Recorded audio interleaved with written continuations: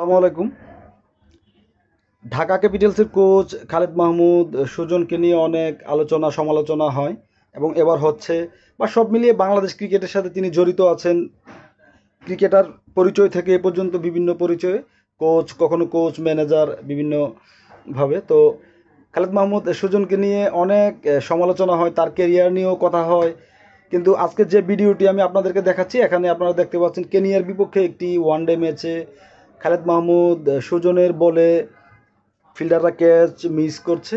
এই ম্যাচে তিনবার তার ক্যাচ মিস করা হয়, দুইবার wicket keeper Khaled Masud pilot এবং একবার একজন ফিল্ডার। তো একজন বোলারের জন্য কিন্তু এটি খুবই হতাশার বিষয়।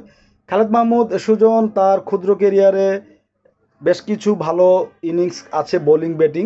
মুলতান টেস্টে 1 রানের 1 উইকেটের যে পরাজয়, সেখানেই কিন্তু তার দারুণ বোলিং ছিল। সেটা যদি বাংলাদেশ জিততে পারতো তাহলে ইতিহাস হতে হতো, অনেক বড় বিষয় হতো। তো খালেদ মাহমুদ সুজন কিন্তু একজন নিবেদিত প্রাণ ছিলেন। তার বোলিংটা কেমন হতো, এই যে ভিডিওটা এটা দেখলেও কিন্তু বোঝা যায় যে তিনি অনেক বেশি পরিশ্রম করেছেন।